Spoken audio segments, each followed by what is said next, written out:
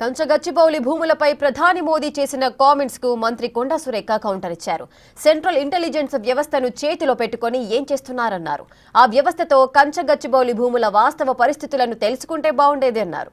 BJP రాష్ట్ర నాయకులు ఇచ్చిన తప్పుడు రిపోర్ట్ను మోడీ చదవడం బాధాకరమంటున్న మంత్రి కొండా సురేఖతో మా ప్రతినిధి హేమ ఫేస్ టు ఫేస్. జరిగింది. అనేక అంశాలపైన కూడా ముఖ్యమంత్రి రేవంత్ రెడ్డి దిశానిర్దేశం చేశారు. ఇదే అంశంపై మనతో పాటు మాట్లాడడానికి మంత్రి కొండా సురేఖ ఉన్నారు. మాట్లాడడం అక్క ఏం చెప్పారు ముఖ్యమంత్రి? అందరూ చాలా జోష్తో వస్తున్నారు. అంత జోష్ నింపిన మాటలు ఏం చెప్పారు? అందరికీ 5 కోట్లు SDF ఇస్తామని చెప్పారు. స్పెషల్ డెవలప్మెంట్ ఫండ్ ఇస్తామన్నారు.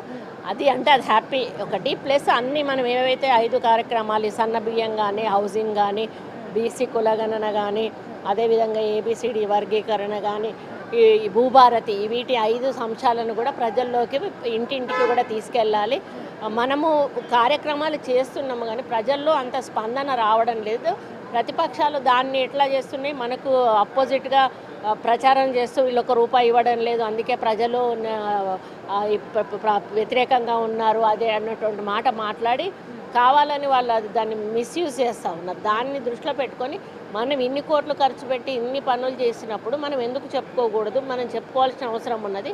కాబట్టి మనలో ప్రచార లోపం ఉంది కాబట్టే ఈరోజు దాన్ని ఎదుటి వాళ్ళు దాన్ని ఛాన్స్గా తీసుకుంటున్నారు. ఆ ఛాన్స్ మనం ఇవ్వకూడదు. అందరం కూడా ఎమ్మెల్యేలము, నాయకులము గడప గడపకు వెళ్ళి వీటన్నిటి గురించి చెప్తూ ఒక్కొక్క నియోజకవర్గంలో ఎంత డబ్బు ఖర్చు పెట్టామో అదంతా బుక్లెట్ లాగా ఇస్తామని చెప్పారు. ఒక్కొక్క ఇంటికి ఏమేమి కార్యక్రమాలు అందాయి, ఎంత మొత్తం డబ్బు వాళ్ళ ఇంటికి అందించబడింది అనే పద్ధతిలో ప్రతి ఇంటికి తిరిగి వివరంగా చెప్పి మనం చేస్తున్న కార్యక్రమాలను ప్రజలకు తెలియజేయాలని చెప్పారు. ప్రధానంగా కొత్తగా ఎన్నుకోబడిన యంగ్ ఎమ్మెల్యేల పైన కాస్త ఆగ్రహం వ్యక్తం చేశారు. వాళ్ళంతా కూడా ప్రజల్లోకి వెళ్ళట్లేదు అని తెలుస్తుంది. నిజమేనా అది?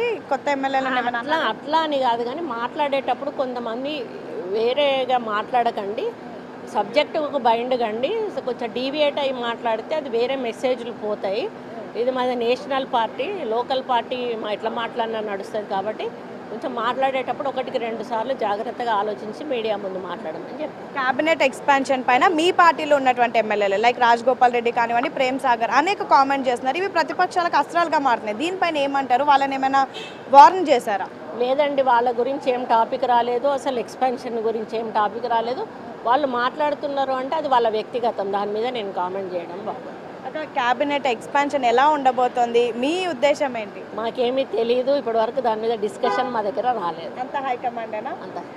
చివరిగా కేసీఆర్ త్వరలో మీ జిల్లాలో సభ పెట్టబోతున్నాడు. ఎలా చూస్తారు దీన్ని? ఆయన బయటకు వస్తూ అసలు ఇది ఆరంభం, ఇప్పటి నుంచి ఒక్కొక్కరిని తొక్కుకుంటూ పోతా అంటున్నాడు. ఎలా చూస్తారు దీన్ని? 15 దాదాపు 1 సంవత్సరంన్నర కావస్తూ ఉంది. అప్పటి నుంచి మేము పిలుస్తూనే ఉన్నాం, రండి అసెంబ్లీకి రండి, మీరు పబ్లిక్లోకి రండి. ప్రతిపక్ష నాయకుడిగా అట్లా ఉండడం పద్ధతి కాదు అనేది మేము. ఎందుకంటే ప్రతిపక్ష నాయకులు ఎంత గట్టిగా ఉంటే మేమంత గట్టిగా గవర్నమెంట్ పనిచేయడానికి పట్టుదలతో ఉంటుంది. ఆయన రాడు, దేని మీద స్పందించడు. మా ముఖ్యమంత్రి గారు పదే పిలిచారు, ఆయన రండి రండి రండి. సరే, ఇన్ని రోజులకైనా ఆయన ఒక ఆలోచనతో బయటకు వచ్చారు. చాలా మంచిది. వారు ఇచ్చే సలహాలు, సూచనలు మావేమన్నా తప్పులు ఒప్పులు ఉంటే మేము సరిదిద్దుకొని ప్రభుత్వాన్ని ఇంకా మంచిగా నడపడానికి ప్రయత్నం. కొంతమంది ఎమ్మెల్యేలను కొనేయండి అని రియల్ ఎస్టేటర్లు వచ్చి చెప్తున్నారు అని చెప్పేసి ప్రభాకర్ రెడ్డి అంటున్నారు. ఎలా చూస్తారు? నిజంగా కొనేటట్టు ఉన్నారా మీ ఎమ్మెల్యేలు? వాళ్ళు కొంటే వీళ్ళు పోవాలి కదా ముందు. వాళ్ళు కొనడానికి వాళ్ళ దగ్గర డబ్బులు ఉండొచ్చు, కానీ పోవడానికి మా వాళ్ళు సిద్ధంగా ఉండాలి కదా. దాన్ని ఆ స్టేట్మెంట్ నేను ఖండిస్తూ ఉన్నాను. ఎందుకనంటే అంత ఈజీ కాదు ఒక ప్రభుత్వాన్ని పడగొట్టడము అనంటే. ఏదో దుకాణంలోకి పోయి ఒక 10 పైసలు పెట్టి చాక్లెట్ కొనుక్కుంటున్నట్టు అన్నంత ఈజీ కాదు. అట్లాంటి మాటలు మాట్లాడడం కరెక్ట్ కూడా కాదు. చివరిగా HU ల్యాండ్ పైన నేరుగా మోడీయే మాట్లాడారు. అంటే రాష్ట్ర రాజకీయాల్లోకి ప్రధానమంత్రి వచ్చారు.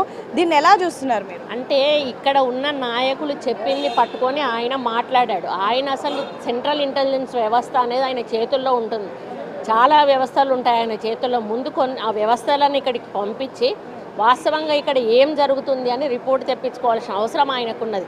కనీసం ఎటువంటి రిపోర్ట్ తెప్పించుకోకుండా ఎవరైతే మంత్రులు ఇచ్చిన రిపోర్ట్ ఉందో ఆ రిపోర్టును ఆయన చదివాడు. అది పూర్తిగా అసలు ఈ సంఘటనకు ఆయన మాట్లాడిన దానికి సంబంధం లేనటువంటిది. అంతా కూడా అబద్ధమైంది.